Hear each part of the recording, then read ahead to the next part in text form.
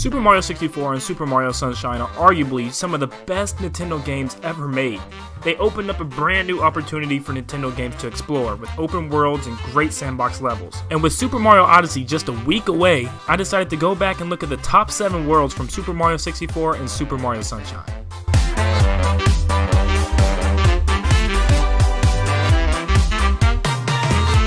So sit back and enjoy yourself as we go on a blast to the past.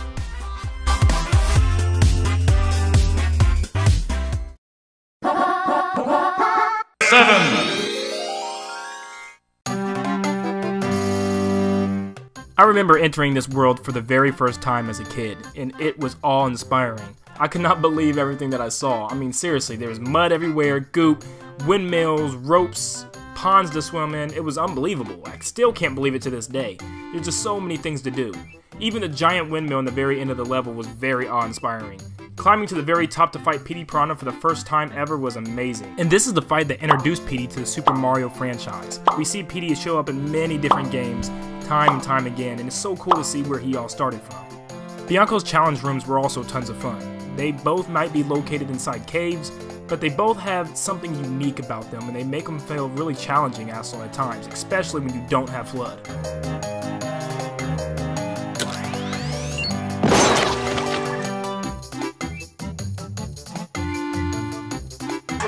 Watch out, watch out, watch out, watch out! Now my favorite part about Bianco Hills has to be the giant windmill, and the fact that you can spin on the ropes in the air and execute a flip off of the rope, and it just feels so cool to land. And overall, Bianco Hills is a good example of how the first world of a game can be just as good as the later ones.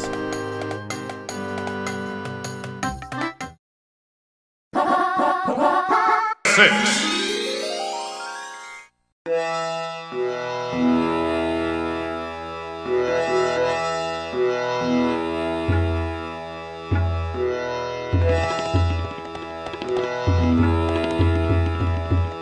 Okay, let's start off with one thing here. For one, I never even knew this world existed. I mean, as a kid, I never thought to jump through a wall in a basement. That was just stupid. But it actually turned out to be a brand new world I never even explored. I mean, I finished the whole game without even knowing this place existed.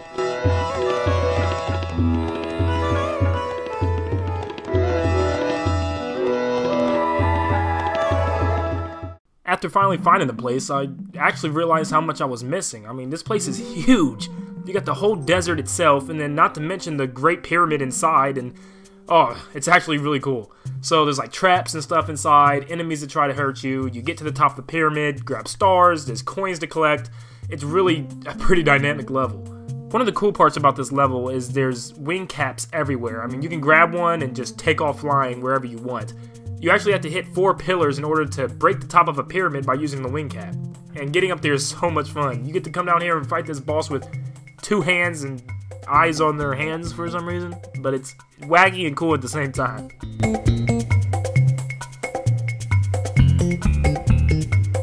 Now, of course, with every great level, there comes its annoyance. And I'll tell you what, this bird is the annoyance. He grabs the hat for no reason at all, but just to mess with you. You gotta fly all the way back over there to him just to grab the cap back again.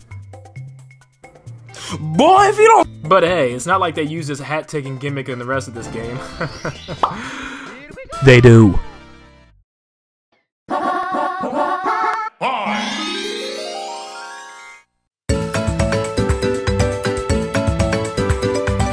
Okay, first off, Tiny Huge Island has so many good things about it, but let's just start off with the basic. You can actually enter the level through big paintings or little paintings, and it determines how you enter the world. Enter the world in the big painting, and you enter the world as a small little Mario in a big world. Enter the world in the little painting, and then you're this gigantic Mario in this little tiny toy box world.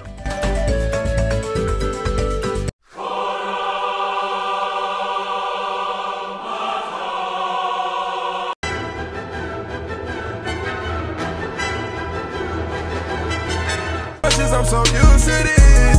Bugging at the pound, I'm so used to this. One of the coolest parts about this gimmick is they both complement each other. You may need to be big in order to take on some type of task for the smaller version of you to get in. For instance, you can be a big Mario, get to the top of the mountain, break a hole in it, and then go back as small Mario and enter that hole you broke.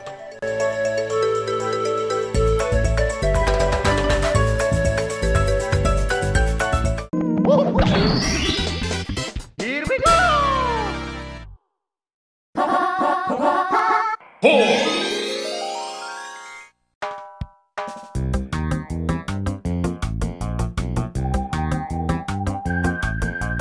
Something about Rico Harbor just puts me in nostalgia zone. I love this world. It's so cool. There's boats and boats. But no, seriously, this world has so much to do. You can ride bloopers like surfboards across the ocean and fight giant gooper bloopers. I think that's what they're called. And you can like pull their nose off. That's so weird, but it's cool. But yeah, it's amazing. It's like so much freedom.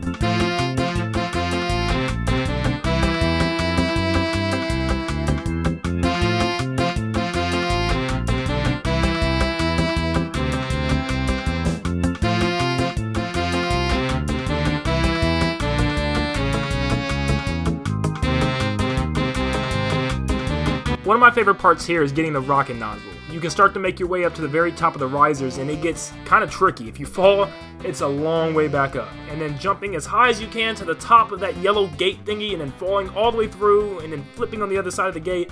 It's scary, but it's cool, because if you drop, it's a long drop. Also, to me, the bonus world is kind of iconic. I mean, I will always remember this place. There's like these little toy blocks everywhere, and you can jump and flip and dive on them.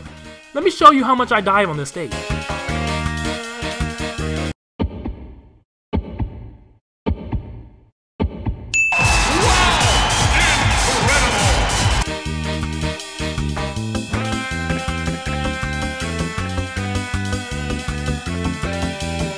Now back to those exceptions we were talking about earlier.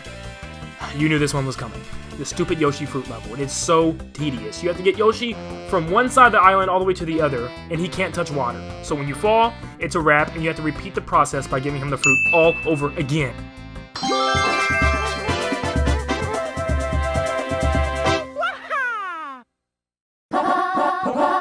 3.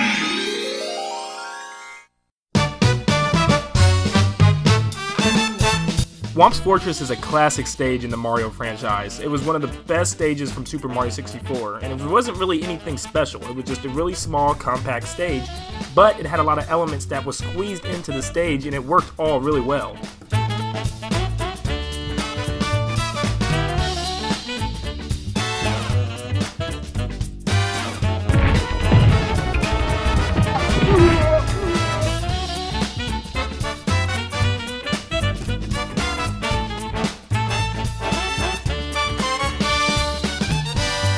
I remember as a kid playing around on the top of the tower and even trying to knock that stupid piece of wood down. I didn't realize that I had to kick it instead of punch it. And finding the owl coming out of the tree was pretty cool. You get to actually ride it and drop into that little cage where the star is.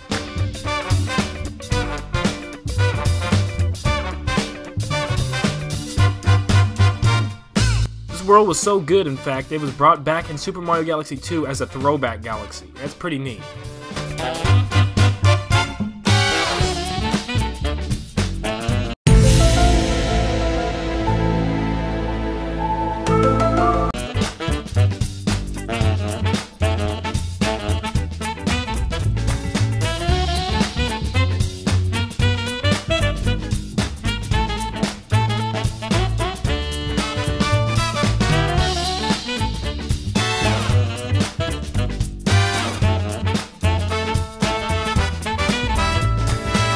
Finding the Whomp underneath of the world for the second boss fight was even more of a surprise.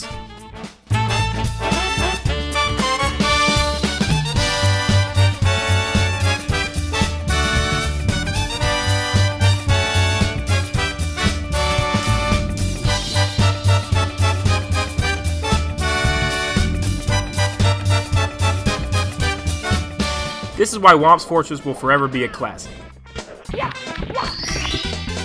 Here we go! 2.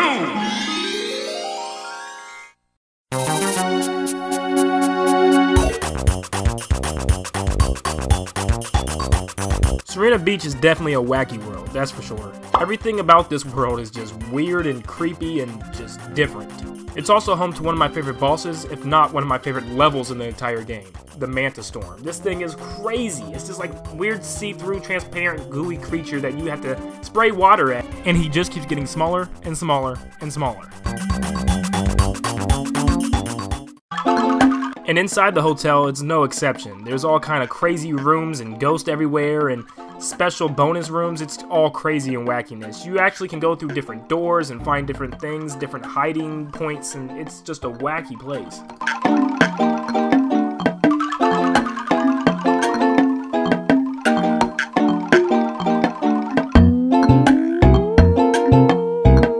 There's a certain mission where you have to get to some secret room, but the only way to get there is through the bathroom. You have to shoot up through some pool or something and then spray pictures to reveal like a ghostly picture you can jump through.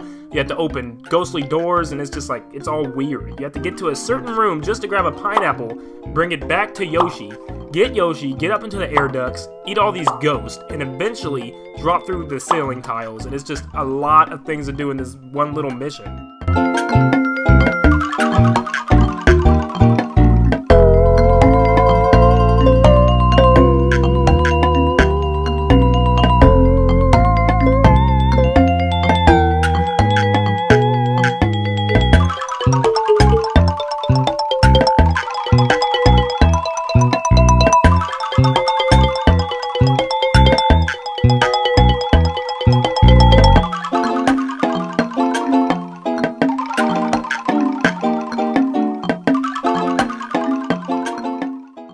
With every spooky hotel, there's just a random casino in the basement, right?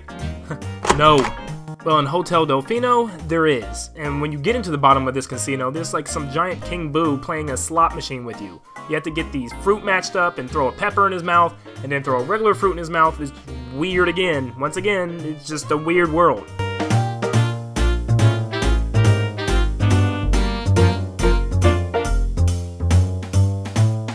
But then after things cool down, you can go try your luck at the slots, and even play a puzzle game on the wall after that.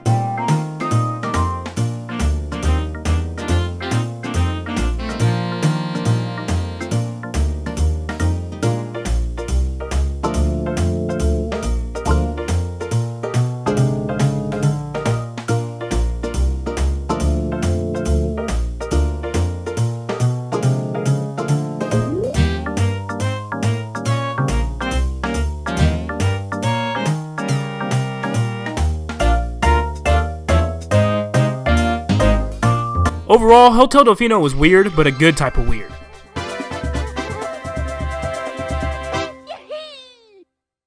And before we get to number 1, here's some honorable mentions.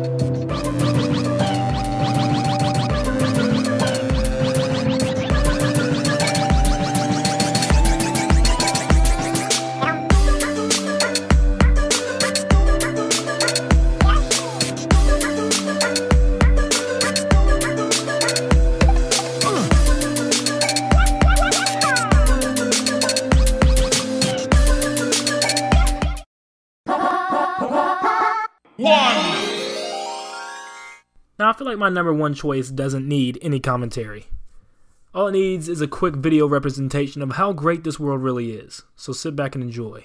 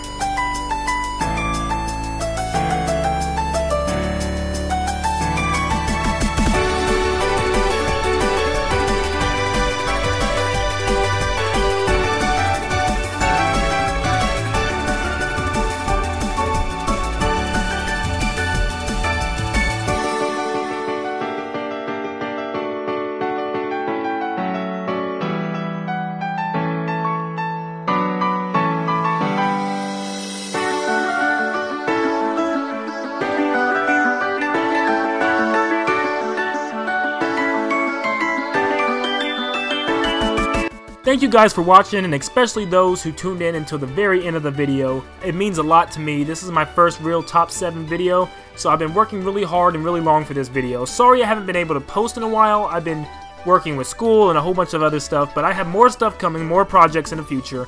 And with Mario Odyssey week coming up, I'll be sure to post tons of gameplay footage of that and talk to you guys about the game, and it's just going to be a blast. I can't wait. So thank you guys. Please feel free to subscribe, like, leave a comment, and you guys are the best. Until then, I'll see you soon.